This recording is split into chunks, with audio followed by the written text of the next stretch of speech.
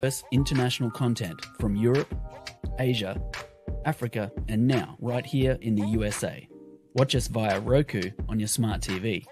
Download the Millennium TV app from the App Store to stream our shows anywhere, anytime. Millennium TV.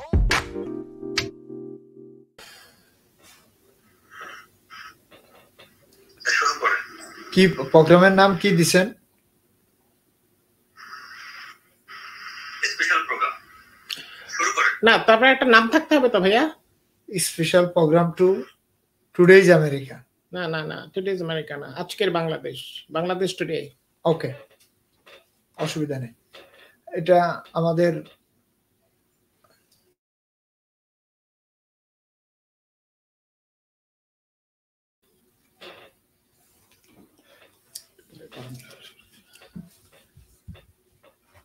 প্রিয় দর্শক, welcome জানাচ্ছি আপনাদেরকে millennium TV এবং millennium TV USA.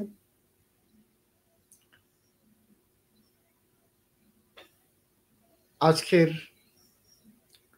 Bangladesh এবং আজকের America সম্পর্কে আমরা স্পেশাল প্রোগ্রামে আলোচনা করব। মিলেনিয়াম টিভি ইউএসএর নিউ ইয়র্ক স্টুডিওতে আপনাদের সাথে আছি আমি নূর মোহাম্মদ তফাদার, এবং আমার সাথে আছেন একজন বিজ্ঞ শিক্ষক, প্রফেসর, রাজনৈতিক ব্যক্তিত্ব এবং বর্তমানে বাংলাদেশের ডেমোক্রেটিক রাইটস পার্টি ডিআরপির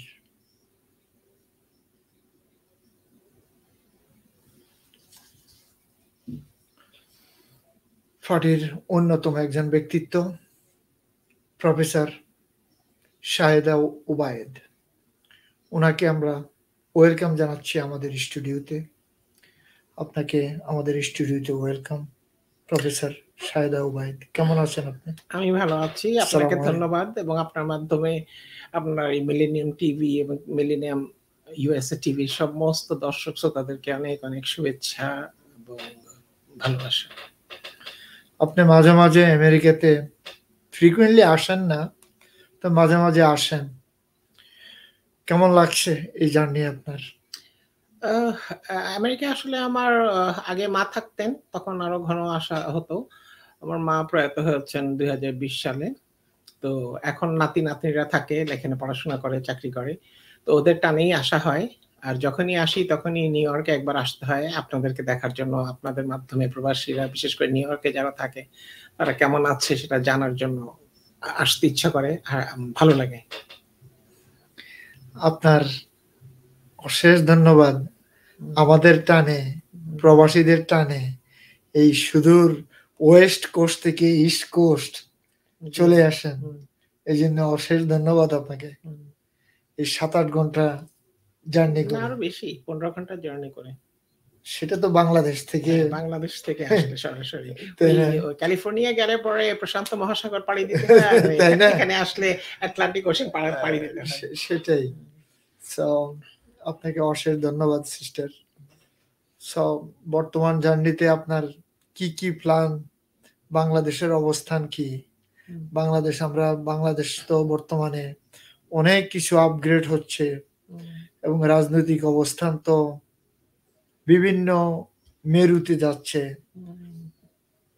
বিভিন্ন ভাবে আমরা প্রশান্ত, তাই না, আমরা প্যাসিফিক, এশিয়া প্যাসিফিক, বিভিন্ন কারণে বিভিন্ন মেরুতে ঘুরছি। এগুলো আমরা কোন দিকে যাচ্ছি আপু? বাংলাদেশ, আমরা কি, আমাদেরকে কিছু জানাবেন? আপনারা তো বাংলাদেশে থাকেন। প্রথমত আমার তো ব্যক্তিগত সফর, আমি আসি আমার কিন্তু নিউ ইয়র্কে যখন আসি তখন মিডিয়ার অনেকের সাথে দেখা হয়, প্রশ্ন করে, জানতে চায়। আর আপনি তো জানেনই যে আমি একটা রাজনৈতিক পরিবারের ব্যক্তি। আমার হাজবেন্ড রাজনীতি করতেন, এবং 1972 থেকে, আমার 1972 থেকে বিয়ে হয়েছে, এবং এই 72 থেকেই রাজনীতির সাথে আমি খুব ওতপ্রোতভাবে জড়িত। আমি নিজে রাজনীতি করি না, আমি সারা জীবন সরকারি চাকরি করেছি। আমার শেষ ইয়ে ছিল ঢাকা শিক্ষা বোর্ডের চেয়ারম্যান হিসেবে, এবং আরো জেনে খুশি হবেন যে আমি হলাম প্রথম নারী চেয়ারম্যান কোন শিক্ষা বোর্ডের। কারণ ওখানকার প্রশাসন এতই জটিল যে এর আগে কোনো মহিলাকে চেয়ারম্যান দিতে পারেনি সরকার, বা দিতে চায়নি। তো সেটা হচ্ছে এক ব্যাপার। তো সেটা আমার আরেকটা পেশা হিসাবে আমি একজন শিক্ষাবিদ, এটাই আমার পেশা। আমি সারা জীবনই ছাত্রদের পড়িয়েছি ইউনিভার্সিটি লেভেলের ইংরেজি ল্যাঙ্গুয়েজ এবং লিটারেচার। বর্তমানে রোজগার করার জন্য কিছু করি না, চ্যারিটি ওয়ার্ক, কিছু পলিটিক্যাল ওয়ার্ক, কিছু এই এটা। আপনার যে প্রশ্ন যে বর্তমানে বাংলাদেশের কি অবস্থা, আমি একটা জিনিস দেখে খুব ভালো লেগেছে যে আপনারা যারা প্রবাসে থাকেন আপনারা বাংলাদেশের প্রতি মিনিটের খবর পান।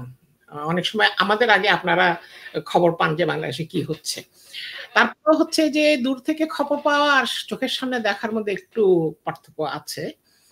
তো আমি যেটা বলবো যে এই মুহূর্তে এখন যদি বলি যে বাংলাদেশের অর্থনৈতিক, সামাজিক, রাজনৈতিক অবস্থা সবগুলোই খারাপ, এবং আমাদের এরকম হওয়ার কথা ছিল না। দেশ স্বাধীন হয়েছে আজকে 53 বছর হয়ে গেছে। 53 বছর পরেও এখনো আমরা পরাধীন। এখন কিসে আমরা স্বাধীনতা যুদ্ধের পরে একখণ্ড মাটি পেয়েছি যেটার নাম বাংলাদেশ, আমরা একটা পতাকা পেয়েছি, স্বাধীনতা এইটুকু আমাদের। কিন্তু যেই জন্য মুক্তিযোদ্ধারা যুদ্ধ করেছিল, যেই জন্য মানুষ জীবন দিয়েছিল যে আমরা স্বাধীন দেশে থাকবো, আর ধনী গরিবের বৈষম্য চলে যাবে এবং কারো শাসনে বা কোনো শোষণে আমরা থাকবো না, সেটা ঠিকভাবে অর্জিত হয়নি। আর এখন পর্যন্ত ওই দেখা যাচ্ছে যে খুব ছোট একটা শ্রেণী, তারা অনেক টাকা পয়সার মালিক, যে এত বেশি টাকা পয়সা যে তারা বুঝেই না যে টাকা পয়সা দিয়ে কি করবে। সেই টাকা তারা বাইরে পাঠাচ্ছে, বাইরে বাড়ি কিনছে, বাইরে জমি কিনছে, বাইরে সম্পত্তি করছে, এবং সেখানে সাহেব পাড়া, বেগম পাড়া, বা আগামীতে ভাইগনা পাড়া, ভাতিজা পাড়া, এগুলো সব হচ্ছে, আপনারা দেখেছেন।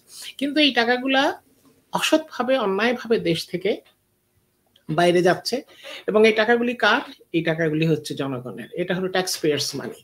এই টাকাগুলো জনগণের টাকা দেশের বাইরে চলে যাচ্ছে, যে কারণে দেশের উন্নতি হচ্ছে না, দেশে কোনো কার্যসংস্থান হচ্ছে না, এবং এখনকার যারা ইয়াং জেনারেশন তাদের মধ্যে 41% বেকার।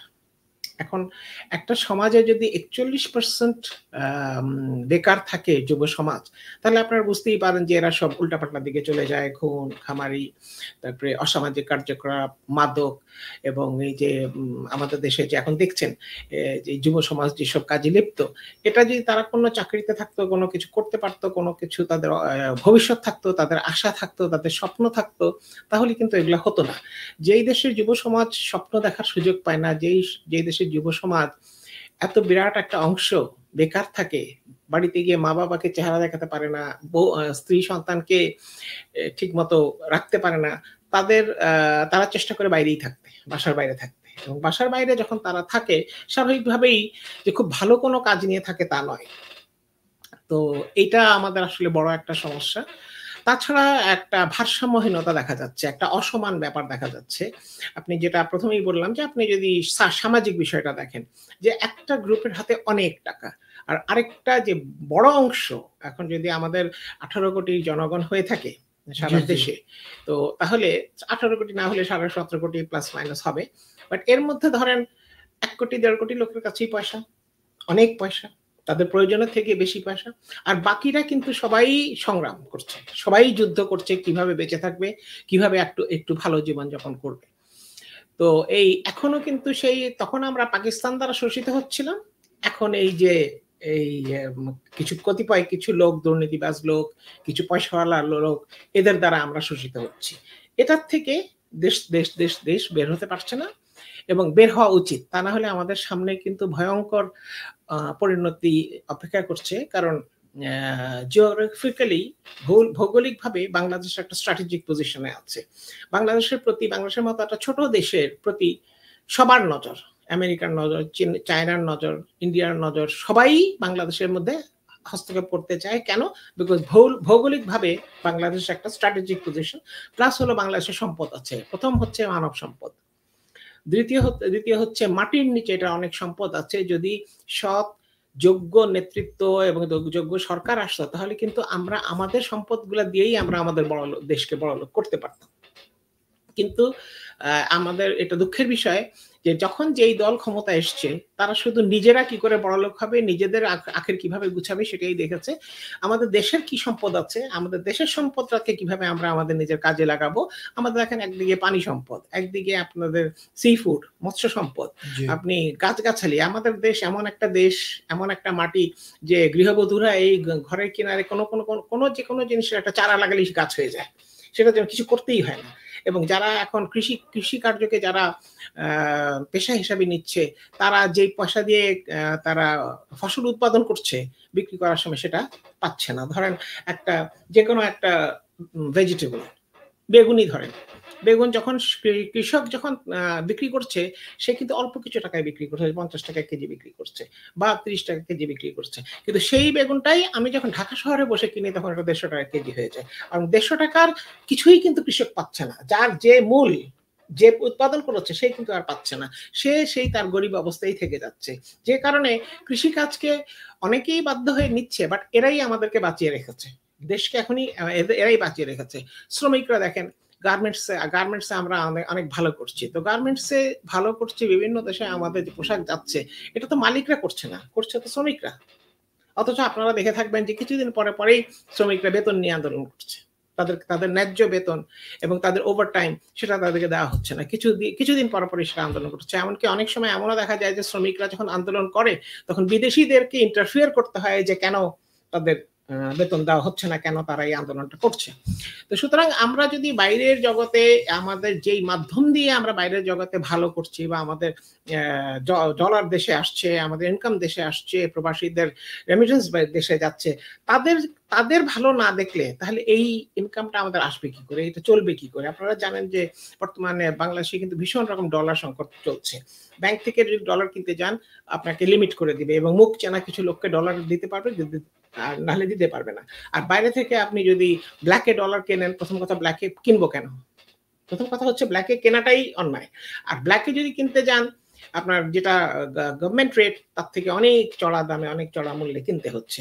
তো প্রথম কথা ব্ল্যাকে কিনবো, সেটাই একটা খারাপ কথা। তারপর হলো যে ডাবল দাম দিয়ে অনেক চড়া মূল্যে কিনতে হচ্ছে, এবং সেই ডলারটা কি জাল ডলার নাকি নকল ডলার, সেটাও আমরা বুঝতে পারছি না। এখন আমরা তো কিনে ফেলছি, কিন্তু কেনার পরে কিন্তু বুঝি না যে ওটা জাল ডলার কিনা।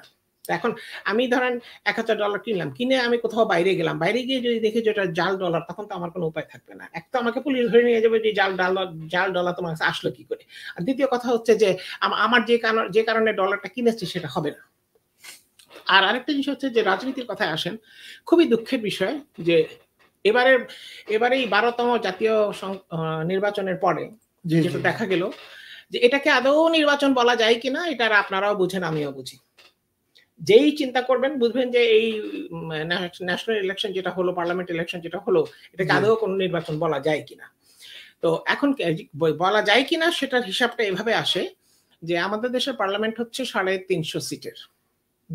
300 সিট হচ্ছে সরাসরি নির্বাচিত সিট, আর 50টা হচ্ছে মহিলাদের জন্য সংরক্ষিত সিট। তো সব মিলিয়ে 350 সিট আছে।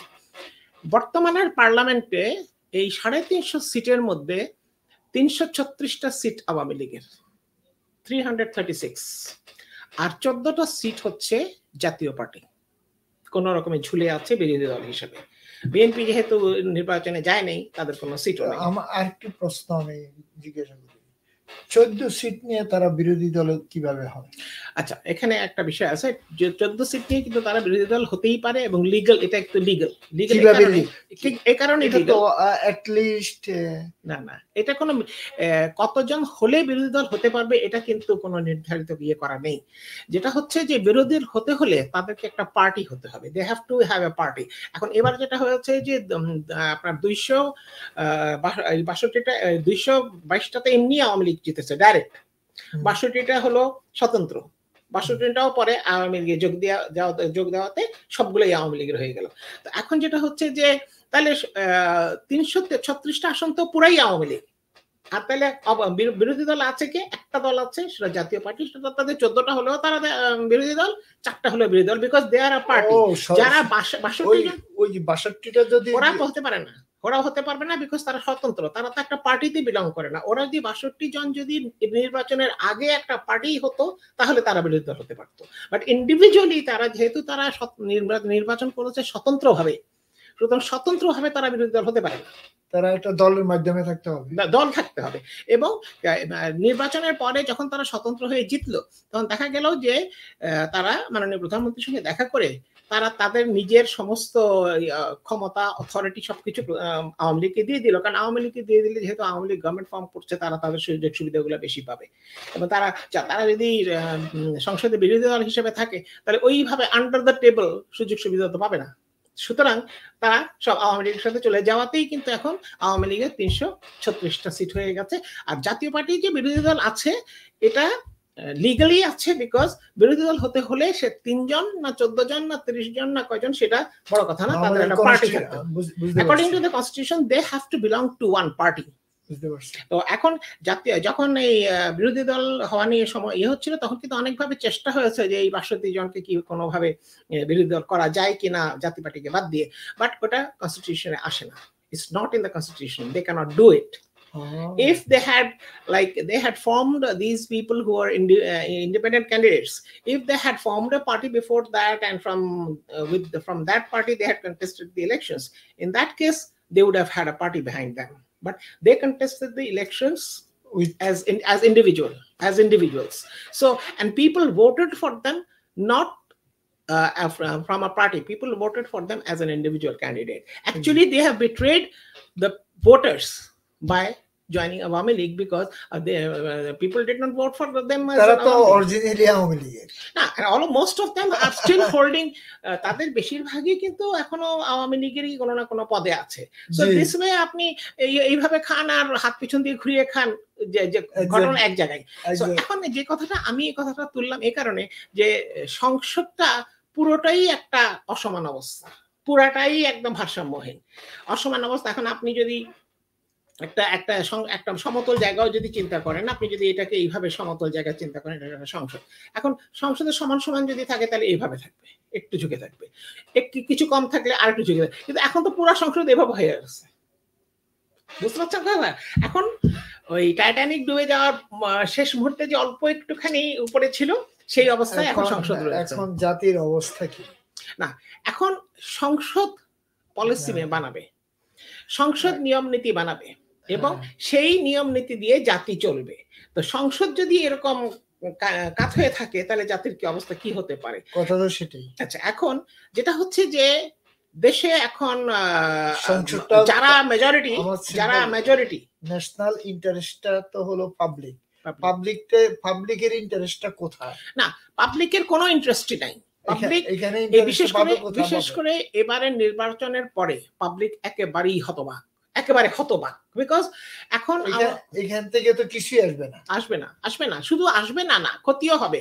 কারণ আওয়ামী লীগ যা চাইবে, বিকজ তারা সংসদে মেজরিটি, তারা যা চাইবে সেই আইন পাস করবে, যে যা খুশি আইন পাস করবে, ওটা কিছু বলার নেই। এখন ন্যাশনাল ইন্টারেস্ট 18 কোটি মানুষের স্বার্থে, জনগণের স্বার্থে, দেশের স্বার্থে, তারা যদি দয়া করে কিছু করে তাহলে ভালো, না হয় আমাদের অতীত অভিজ্ঞতা বলে যে, আমি কোনো বিশেষ দলের কথা বলতে চাই না, আমাদের অতীত অভিজ্ঞতা বলে যে এই দল ক্ষমতা যায় তারা পাবলিকের কথা ভুলে যায়।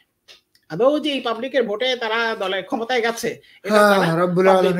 তারা দলের কথা ভুলে যায়। আরেকটা কথা যেটা আমি আপনাকে বলতে চাই, যে বর্তমানে আরো বেশি খারাপ অবস্থা কি কারণে, আমি সেটা একটু বিশ্লেষণ করতে চাই। সেটা হচ্ছে যে আমাদের দেশে যদি বড় পার্টির কথা বলেন, 3টা বড় পার্টি ছিল বলছি, আছে বলছি না, 3টা বড় পার্টি ছিল, আওয়ামী লীগ, বিএনপি, জাতীয় পার্টি। একসময় জাতীয় পার্টির কিন্তু খুব রমরমা অবস্থা ছিল, ভালো অবস্থান ছিল। এখন কিন্তু সারা দেশে একটাই পার্টি আছে, সেটা হচ্ছে আওয়ামী লীগ। আচ্ছা, কি হলো?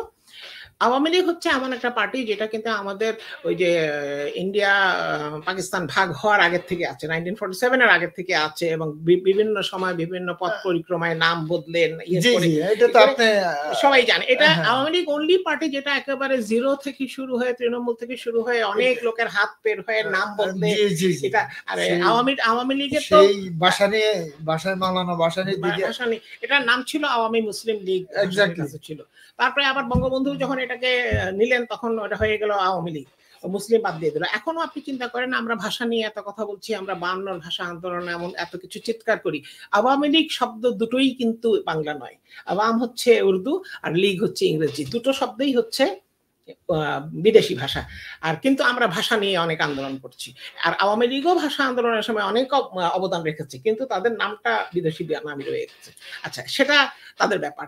এখন আসেন, আওয়ামী লীগ এখন আছে অনেক পরিক্রমা উতরে অনেক কিছু হয়ে বর্তমানে আওয়ামী লীগ আছে। তবে এটুকুই বলা যায় যে আওয়ামী লীগের একটা বিরাট ইতিহাস আছে পিছনে, এবং অনেকের হাত পের হয়ে আজকের শেখ হাসিনার কাছে এসছে আওয়ামী লীগ। এখন বর্তমানের আওয়ামী লীগ কি আছে, কতটুকু আছে, এটা কিন্তু আর খুলে বলার কিছু নেই, পুরো দেশের মালিকই তারা। আচ্ছা, এখন আমি আরেকটা কথা বলতে চাই, সেটা খুব গুরুত্বপূর্ণ কথা। সেটা হচ্ছে বিএনপি দল গঠন করেছে ক্ষমতায় থেকে, জাতীয় পার্টি দল গঠন করেছে ক্ষমতায় থেকে। এবং বিএনপির যেটা হচ্ছে যে সাবেক প্রেসিডেন্ট জিয়াউর রহমান সাহেব 4 বছরে কিন্তু একটা শক্তিশালী দল রেখে গেছেন। 4 বছরের মধ্যে উনি যেটা যিনি করেছেন সেটা তো বলতে সমস্যা নেই। 4 বছরে উনি বিএনপির মতো এমন একটা শক্তিশালী দল রেখে গেছেন যারা নাকি 91 সালে যখন একটা নিরপেক্ষ নির্বাচন হয়েছিল 91 সালে জাস্টিস শাহাবুদ্দিনের অধীনে, তখন কিন্তু কোন রকম জট মারামারি কাটাকাটি ছাড়াই বিএনপি ক্ষমতায় গিয়েছিল একা, বিকজ ওই সময়কার এটা রেখে যাওয়া জিয়াউর রহমান বিএনপির এবং জিয়াউর রহমানের রেখে যাওয়া ফসল, এবং তখন খুব ডাকসাইটে এবং পথের এবং পোড় খাওয়া রাজনীতিবিদরা বিএনপিতে ছিল, এবং তারা তখন এটাকে করেছে। আর আমাদের ভাইগনা বাবাজিরা তখন ছোট ছিল, তখন তারা ডিকটেশন দেওয়ার সময় হয়নি। তো সেই জন্য 91-তে বিএনপি একাই ক্ষমতায় গেছে, এবং থেকে 96 পর্যন্ত তার ক্ষমতায় ছিল। এবার আসেন জাতীয় পার্টিতে। জাতীয় পার্টিও কিন্তু ক্ষমতায় থেকেই হয়েছে। এরশাদ সাহেব জাতীয় পার্টি করেছেন ক্ষমতায় থাকা অবস্থায়। এখন ক্ষমতায় থাকা অবস্থায় দল করার খুব বড় একটা ক্ষতি হচ্ছে যে যখন আপনি ক্ষমতায় থাকা অবস্থায় রাজনৈতিক দল করবেন, আপনার কাছে শুধু সুবিধাবাদীরা আসবে। আপনি বড় বড় ভালো ভালো ওজনদার লোকজনকে নিয়ে আসবেন, বিকজ তারা সব আসবে সুবিধাবাদীরা। যখন আপনি মাটিতে বসে রাজনীতি করবেন, আপনি মাওলানা ভাসানী মুসলিম জননেতার মতো করে রাজনীতি, আপনার কাছে তো ভালো লোক আসবে না, লয়াল লোকগুলো আসবে না। যখন আমার কাছে ক্ষমতা আছে, আমার কাছে সুবিধা আছে, আমি যেই আসবে তাকেই আমি সুবিধা দিতে পারবো, তা আমার কাছে সব সুবিধাবাদীরা আসবে। যে কারণে আজকে জাতীয় পার্টি 7টা ভাগ হয়েছে, যে কারণে আজকে বিএনপি সংসদেও নাই, রাজপথেও নাই।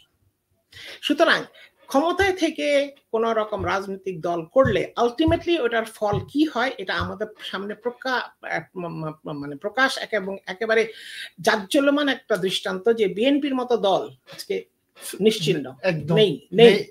এবং কিন্তু খারাপ লাগে এটা যে বিএনপির কিন্তু কর্মী আছে, ভোটও আছে, কিন্তু তাদের নেতা নেই।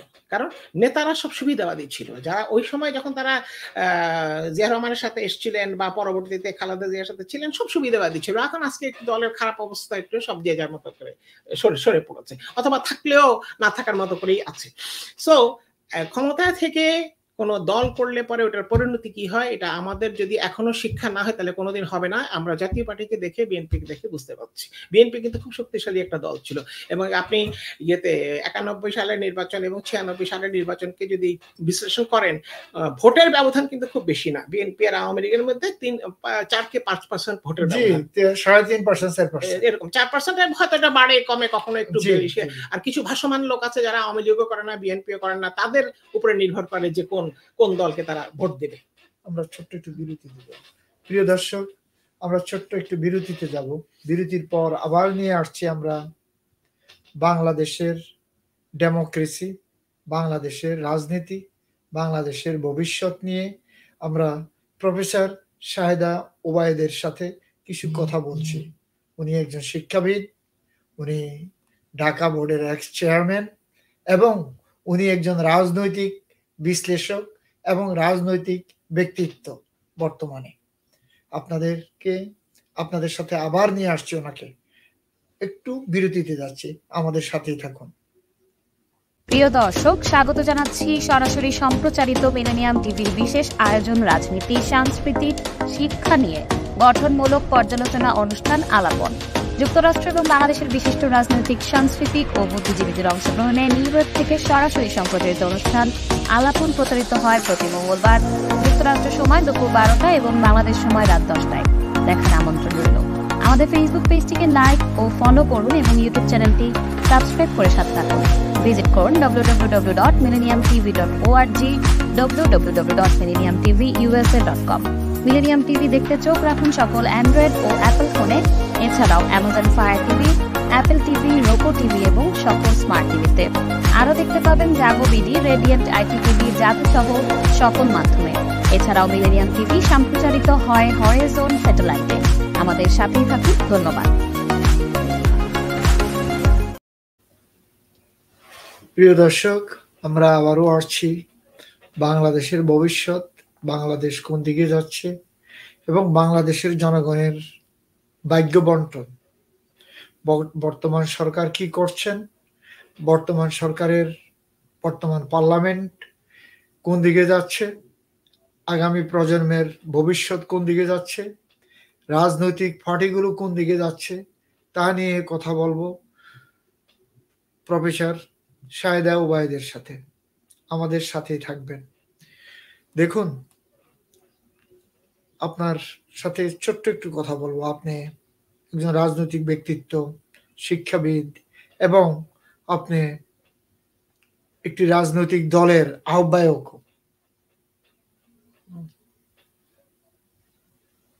আমরা আপনাকে কংগ্রেচুলেট এবং ওয়েলকাম জানাই। আপনি রাজনৈতিক মঞ্চে আসছেন। We are proud of you. Thank you. কারণ আপনার মতো ব্যক্তিত্ব রাজনৈতিক মঞ্চে প্রয়োজন। যদি সঠিক পথে বাংলাদেশের মানুষ সত্যি আগামী প্রজন্ম এবং বর্তমান প্রজন্ম একটি সুদৃষ্ট একটি পথ খুঁজে পায়, তো ডেমোক্রেটিক রাইট পার্টি ডিআরপি সম্পর্কে যদি আমাদেরকে কিছু বলেন এবং জনগণকে, প্রবাসীদের উদ্দেশ্যে যদি কিছু বলেন। আচ্ছা, আমরা বিরতিতে যাওয়ার আগে যে কথাটা বলছিলাম তিনটা বড় দল নিয়ে। জি জি জি। দুঃখের বিষয় হলো যে আমরা গণতন্ত্রের জন্য স্বাধীনতা যুদ্ধ করেছি, পাকিস্তানের শোষণ থেকে মুক্তি পাওয়ার জন্য আমরা যুদ্ধ করেছি, আমরা স্বাধিকারের জন্য যুদ্ধ করেছি যে আমরা আমাদের নিজেদেরকে আমরা নিজেরা শাসন করব, আমাদের সম্পদ আমাদের দেশেই থাকবে, আমাদের লোকেরাই আমাদের সম্পদ ভোগ করবে। কিন্তু তার কোনোটাই এখন দেখতে পাচ্ছি না। তার কারণ হচ্ছে এই যে আমরা সেটা কখনো হয় না না। এবং না, আরেকটা জিনিস হচ্ছে যে আমাদের দেশে যে তিনটা বড় পার্টি ছিল, বিএনপি তো ধীরে ধীরে ধীরে ধীরে ডুবে গেছে, কিন্তু আগে তো একটা সময় ভালো অবস্থানে ছিল বিএনপি।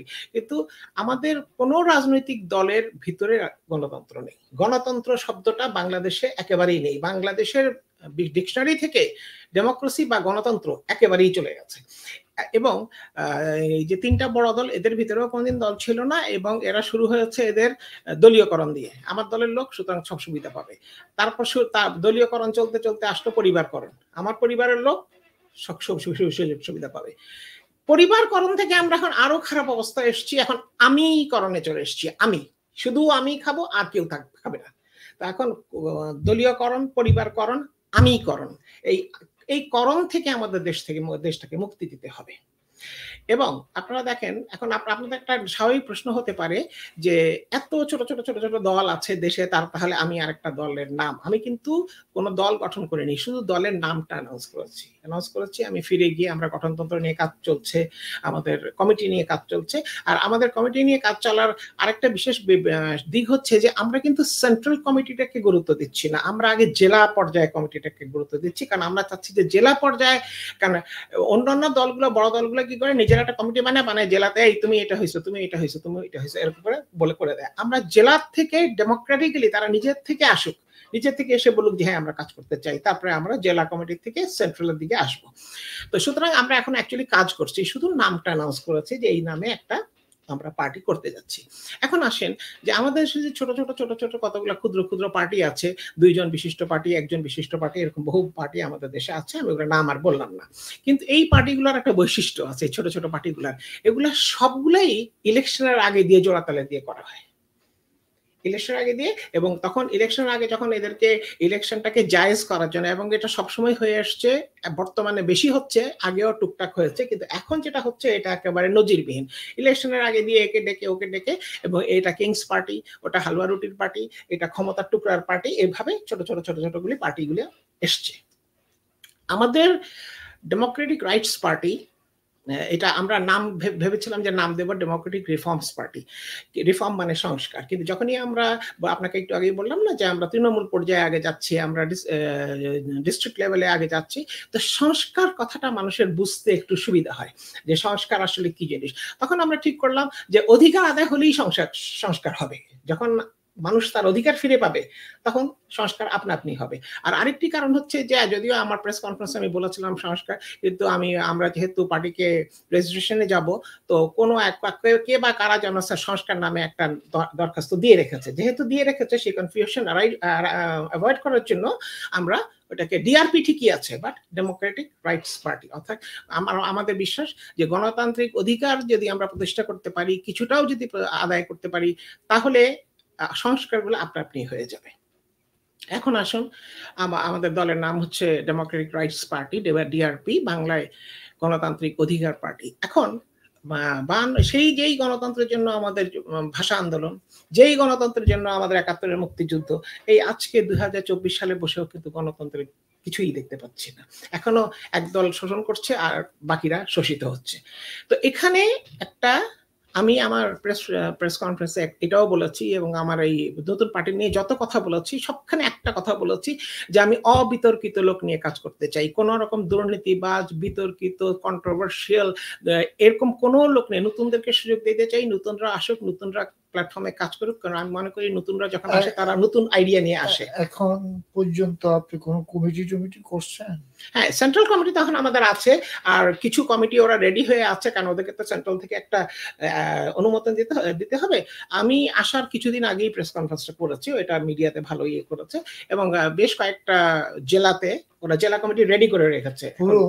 পুরো বাংলাদেশে এখনো না, পুরো বাংলাদেশে কি এত সহজে? হ্যাঁ, এখানে তো জোর করে, এখানে তো এখন তো আমার কাছে হালুয়া রুটি নেই যে আমি হালুয়া রুটি দিব আর হয়ে যাবে।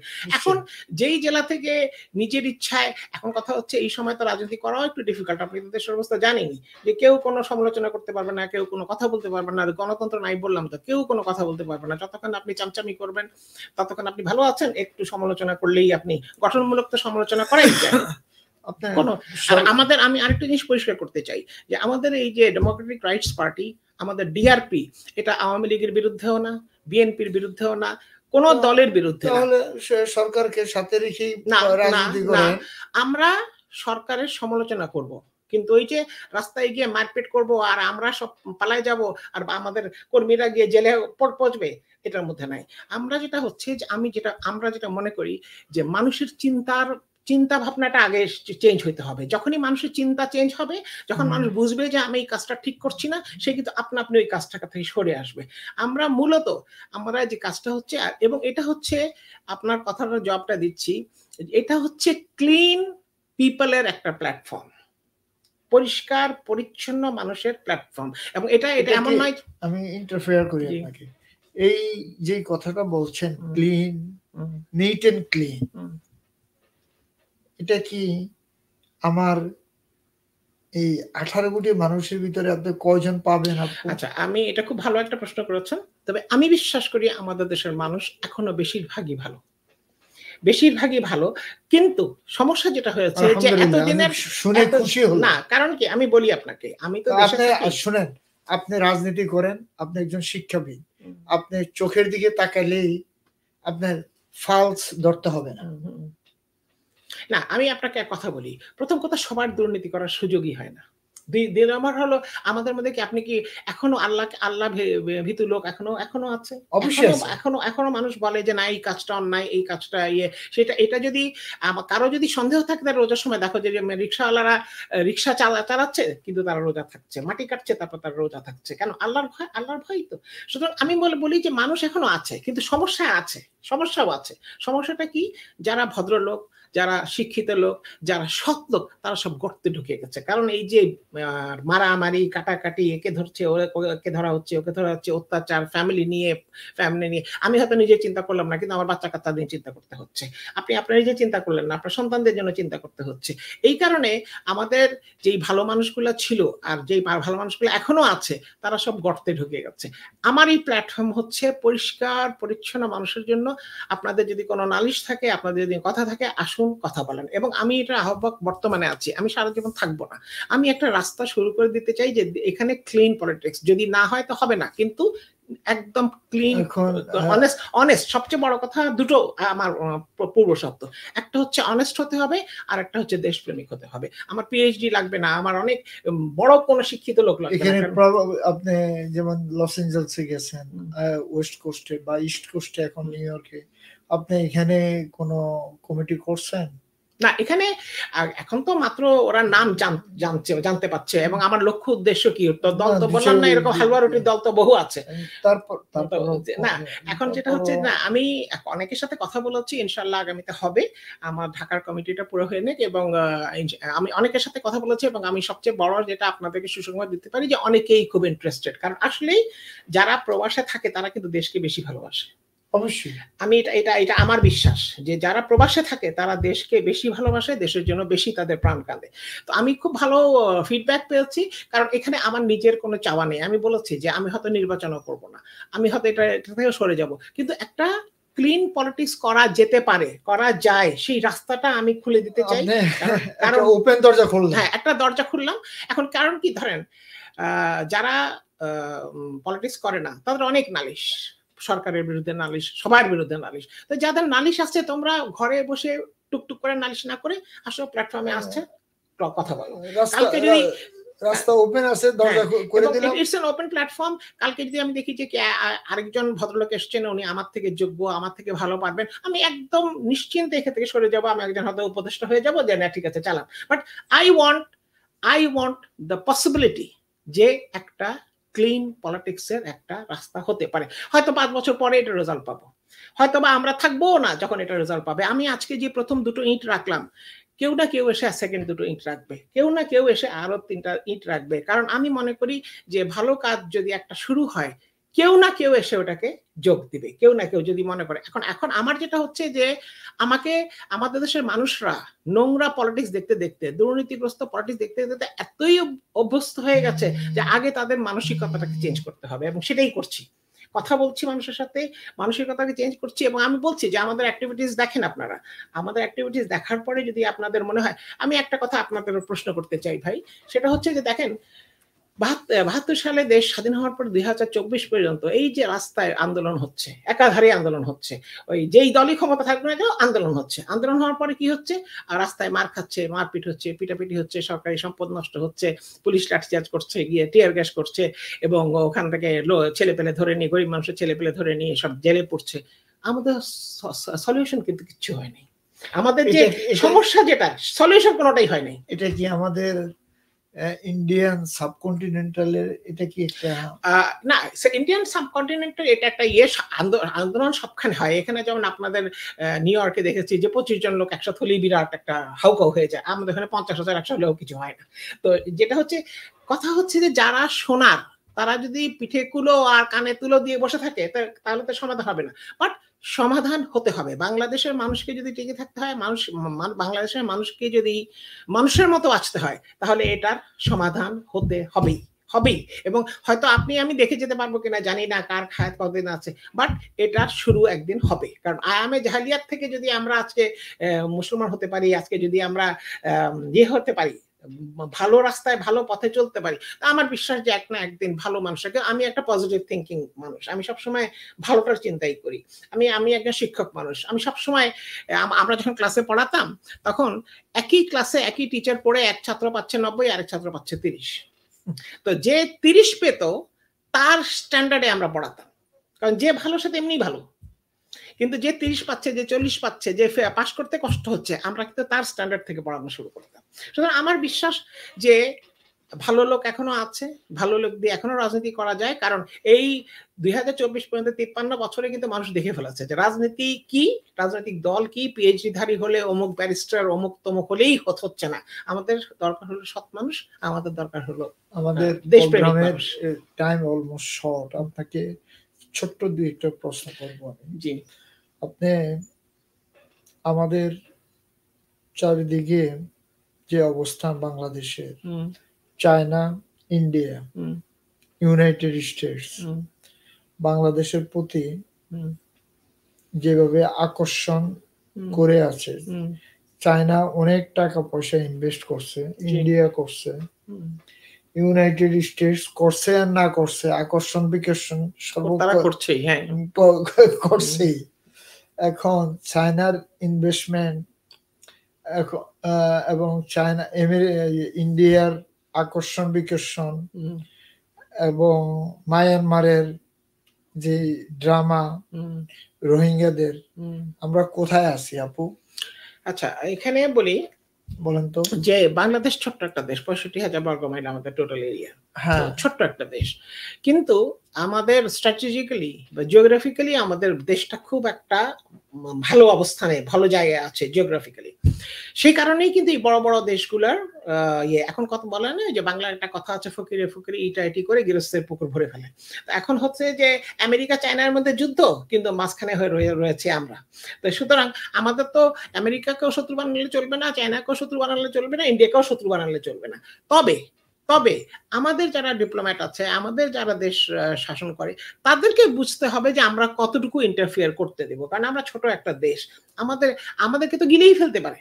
সুতরাং আমরা তাদেরকে কতটুকু ইন্টারফিয়ার করতে দিব, এবং আমরা ক্ষমতায় থাকার জন্য তাদের কতটুকু হেল্প নিব, তাদের কতটুকু সাহায্য নিব। কারণ একবার যখন আমি কারো সাহায্য নেওয়া শুরু করি, তখন কিন্তু আমি তার কাছে দুর্বল হয়ে যাই। সুতরাং আমি ছোট দেশ, আমার সেই শক্তি নাই, কিন্তু আমি এই যে বড় বড় পরাশক্তিদের কাছে আমি কতটা দুর্বল হব, কতটা তাদের কাছ থেকে নেব, আমি ক্ষমতায় থাকার জন্য আমার দুর্বলতা তাদের কাছে কতটা প্রকাশ করব, সেটা নির্ভর করবে তাদের ডিপ্লোমেসির উপরে। আমাদের দেশের ডিপ্লোমেসির খুবই অভাব। আমরা যখন একদিকেই ঝুঁকে যাই, তখন আরেক দিকের কথা ভাবি না, একদিকেই ঝুঁকে যাই।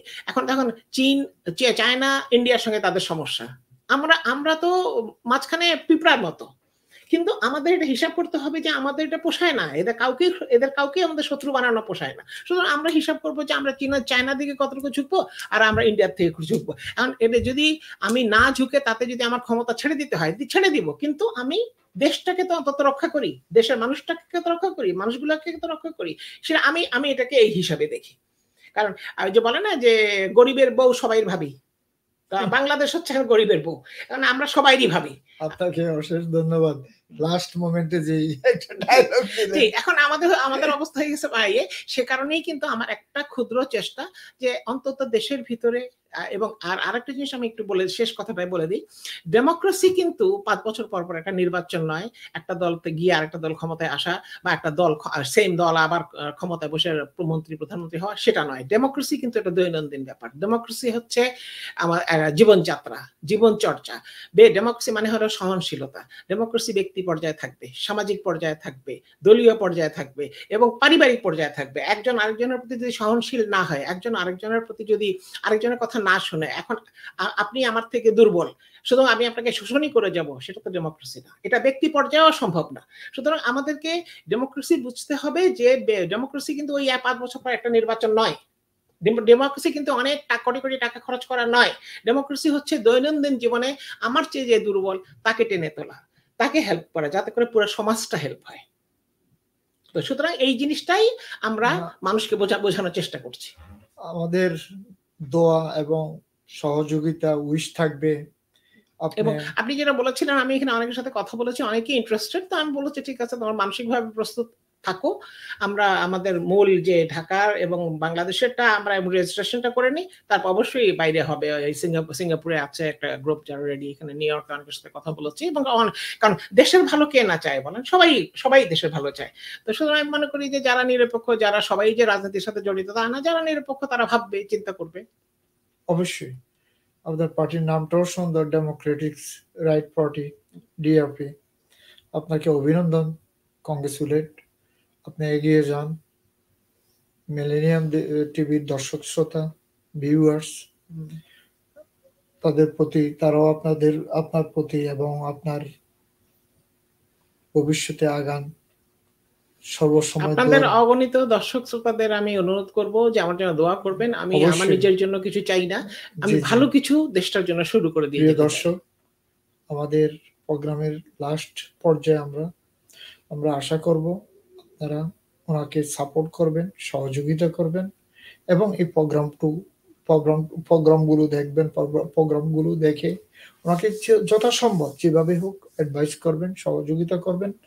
ডেমোক্রেটিক রাইট পার্টি, ডিআরপি, উনি একজন প্রফেসর, শিক্ষাবিদ, রাজনৈতিক ব্যক্তিত্ব, এবং উনি যেভাবে আগাচ্ছেন বাংলাদেশের স্বার্থে, বাংলাদেশের জনগণের স্বার্থে এবং আগামী প্রজন্মের স্বার্থে, ওনার স্বার্থে নয়। উনি চাচ্ছেন একটি সোনার বাংলাদেশ গড়তে এবং 18 কোটি জনগণের ভাগ্য বন্টনের দিক নির্দেশনা দিতে। দেখি আল্লাহ রাব্বুল আলামিন ওনার উছিলায় বাংলাদেশ যেন একটি সোনার বাংলাদেশ হয় এবং মানুষ তাদের ভাগ্য বন্টন করতে পারে। আপনাকে অশেষ ধন্যবাদ মিলেনিয়াম টিভিতে আসার জন্য এবং মিলেনিয়াম টিভি ইউএসএ আসার জন্য।